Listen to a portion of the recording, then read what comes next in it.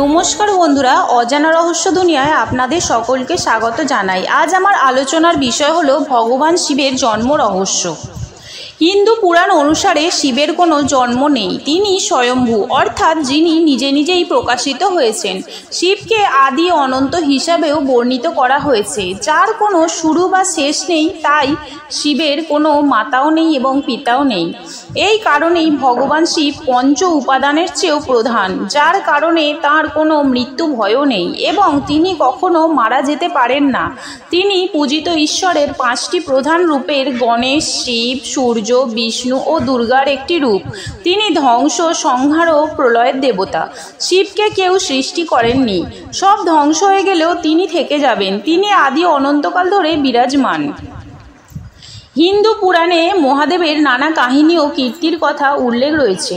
শিব পুরাণ, বিষ্ণু পুরাণ সম্বন্ধে নানা তথ্য পাওয়া যায়।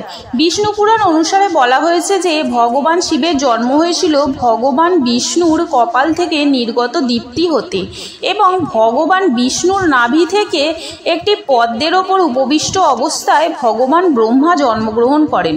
কিন্তু অন্যদিকে ভগবান বিষ্ণুর জন্ম সম্পর্কে শিব পুরাণে বলা হয়েছে যে এক সময় ভগবান শিব তার হাঁটু রসছিলেন এবং তার হাঁটু থেকে বেরিয়ে আসা ময়লা থেকে ভগবান বিষ্ণুর জন্ম হয়েছিল। এটাই যদি সত্যি হয় তাহলে বিষ্ণু পুরাণ ও শিব পুরাণ সম্পূর্ণ আলাদা। এই কাহিনীটি ছাড়াও ভগবান শিবের আরেকটি পৌরাণিক কাহিনী অনেকটাই জনপ্রিয়, যা হয়তো আপনিও শুনে থাকবেন। এক সময় ভগবান বিষ্ণু ও ব্রহ্মার মধ্যে কে শ্রেষ্ঠ তা নিয়ে বিতর্ক চলছিল।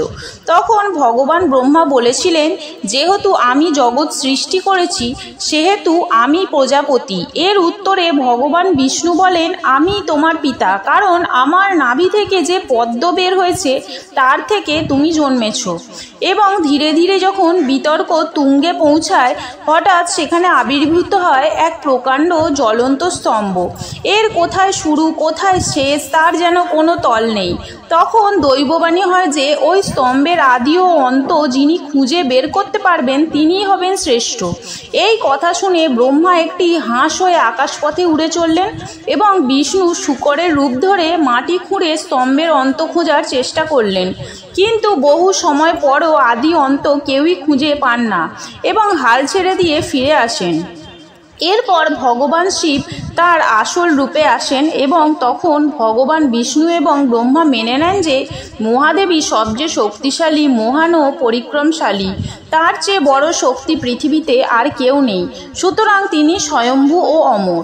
আবার অনেকে বলে থাকেন শিবজি নাকি ব্রহ্মাজির সন্তান ছিলেন। এটিও আসলে সত্য। বিষ্ণু পুরাণে ভগবান শিবের উৎপত্তির কথা বলা হয়েছে। বিষ্ণু পুরাণে গল্প অনুসারে ভগবান শিবের জন্ম হয়েছিল। আসলে ব্রহ্মাজির একটি সন্তানের প্রয়োজন ছিল এবং বহু তপস্যা করে ভগবান শিবের কাছে বর প্রার্থনা করেছিলেন। তখন ভগবান শিব তাকে বর দিয়েছিলেন যে তার সন্তান হয়ে তার কাছে আসবেন। তখন হঠাৎ করে তার কোলে কাঁদতে কাঁদতে একটা শিশু শিব হাজির হন। ভগবান ব্রহ্মা যখন শিশুটিকে কান্নার কারণ জিজ্ঞাসা করলেন, তখন তিনি নির্দোষভাবে উত্তর দিলেন যে তার কোনো নাম নেই এবং সে কারণেই সে কাঁদছে। তখন ব্রহ্মা শিবের নাম রাখলেন রুদ্র, যার অর্থ কাঁদছেন। তারপরও শিব চুপ থাকেননি। তাই ব্রহ্মা তখন তাকে আরেকটি নাম দিয়েছিলেন, সেটিও পছন্দ হয়নি। এইভাবে ভগবান শিবের কান্না থামানোর জন্য ব্রহ্মা তাকে 8টি নামে পরিচিত করান: রুদ্র, সর্ব, ভব, উগ্র, ভীম, পশুপতি, ঈশান এবং মহাদেব। এটি সত্যার্থ গ্রন্থের মহাগাথা গ্রন্থে উল্লেখ রয়েছে। শিব পুরাণ অনুসারে মহেশ্বর মায়া সৃষ্টি করেছেন। মহেশ্বর মায়া হলো এই বিশ্ব ব্রহ্মাণ্ডের সর্বস্ব। মহাদেব হলেন সর্বজ্ঞ, তিনিই হলেন পরম ব্রহ্ম, তিনিই রক্ষাকর্তা, তিনিই পরম উপাস্য, তিনিই দেবতাদেরও আরাধ্য। তিনি হলেন আত্মত্যাগের প্রতীক, সাধনা ও দয়ারও প্রতীক। তিনি এই জগৎ সংসারের পিতা। তাই ঠিক বাবার মতো তাকে সহজেই তুষ্ট করা যায় এবং সহজেই তার আশীর্বাদ লাভ করা যায়। তিনি সর্বত্র বিরাজমান, সর্বজ্ঞানী এবং সর্বশক্তিমান। তো বন্ধুরা, আমার এই ভিডিওটি কেমন লেগেছে? যদি ভালো লেগে থাকে লাইক, শেয়ার এবং সাবস্ক্রাইব করে আমার পাশে থাকবেন।